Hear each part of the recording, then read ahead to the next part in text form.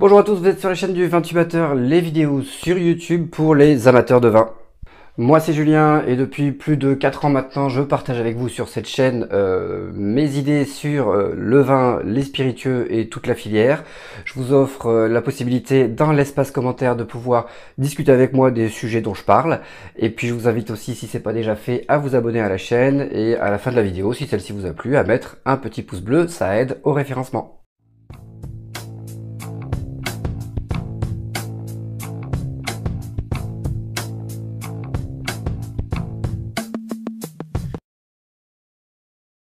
Comme vous avez pu le lire dans le titre de la vidéo, aujourd'hui je voulais parler avec vous d'un sujet qui me tient à cœur, c'est sur la dégustation et notamment la fameuse phrase choc qu'on utilise pour démystifier un petit peu la dégustation du vin, c'est le fameux j'aime, j'aime pas.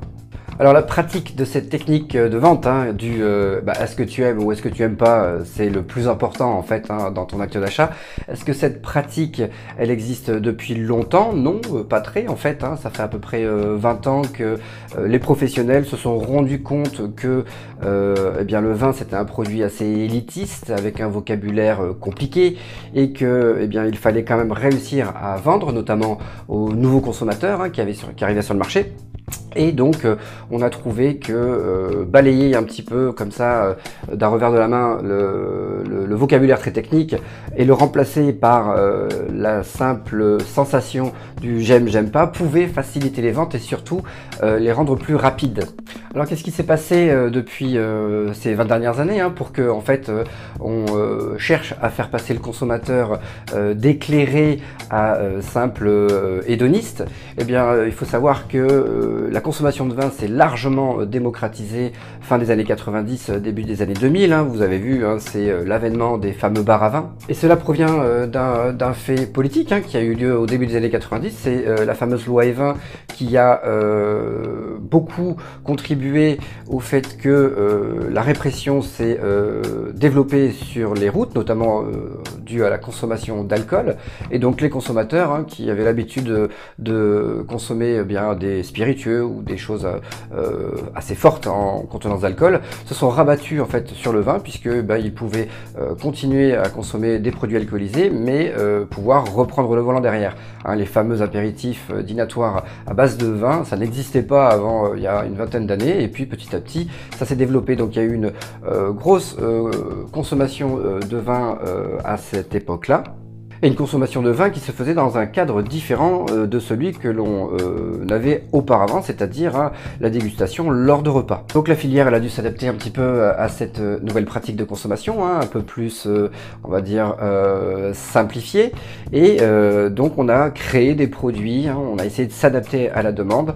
Vous l'avez remarqué, notamment l'utilisation de la barrique qui s'est largement réduit pour proposer aujourd'hui des produits beaucoup plus sur le fruit, comment dire, facile à boire, et donc avec ça l'avènement du j'aime, j'aime pas. Alors moi je vois quand même des problèmes par rapport à cette technique de vente. Je rappelle, c'est vraiment une technique de vente. Moi-même je l'ai utilisée lorsque j'avais à vendre des produits en face à face avec des consommateurs qui n'arrivaient pas forcément à mettre des mots sur ce qu'ils ressentaient, etc. Je disais, bon, est-ce que t'aimes pas, c'est le principal après tout. Et puis ils me disaient oui, ils me disaient non. S'ils disaient oui, ils se disaient qu'ils avaient compris le produit et donc du coup ils achetaient. Paf paf, en quelques secondes c'était fait et basta. Mais à bien y regarder quand même, quand on se dit d'une part que proposer un produit en bouteille pour le vigneron c'est avant tout choisir un cépage par rapport à un terroir, choisir une densité de plantation, choisir un rendement, choisir une date de vendange, choisir une technique de récolte, choisir une levure de vinification, choisir un temps de macération, choisir un moyen d'élevage et une durée d'élevage, mode de conditionnement, enfin bon bref, vous l'avez compris, encore je suis pas exhaustif du tout. Pour arriver au produit fini, en fait il y a énormément d'étapes par lesquelles passe le vigneron et ramener tout simplement eh bien, le résultat de tous ces efforts à du j'aime pas, pour moi je trouve ça extrêmement réducteur. Alors là où je veux en venir, c'est qu'en fait le j'aime pas, eh bien, il fait plus de mal que de bien à la filière, on s'en rend compte aujourd'hui. On va prendre l'exemple par exemple de Bordeaux, qui a beaucoup de mal à sortir les vins de séchés actuellement. Pourquoi? Eh bien parce que en fait Bordeaux n'est pas vraiment dans les canons du j'aime pas. Bordeaux, ce sont des vins d'assemblage avec une histoire complexe et qui a une difficulté en fait à pouvoir s'aligner sur les besoins actuels des consommateurs qui recherchent des produits beaucoup plus fantaisie, des produits beaucoup plus simples à consommer. Hein, on voit notamment beaucoup de produits qui arrivent avec des mentions de cépage qui sont extrêmement simples à comprendre, assez codifiés pour les consommateurs. Les vins étrangers aussi qui sont extrêmement meilleurs que nous pour produire des vins décomplexés et donc où là le j'aime pas, ben, on va dire pourrait fonctionner.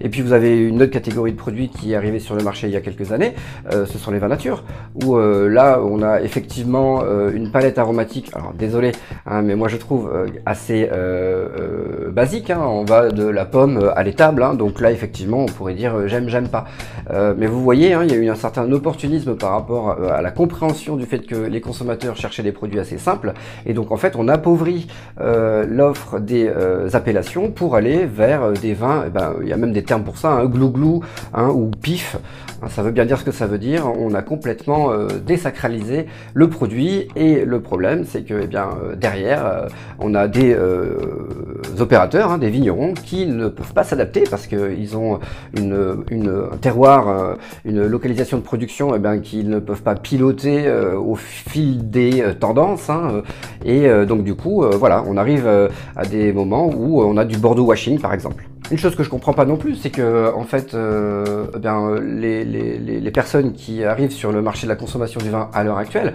sont des gens qui ont quand même été plus éduqués qu'auparavant, donc qui sont capables de pouvoir comprendre des concepts assez complexes, et en fait on les infantilise en leur demandant simplement de dire s'ils aiment ou s'ils aiment pas.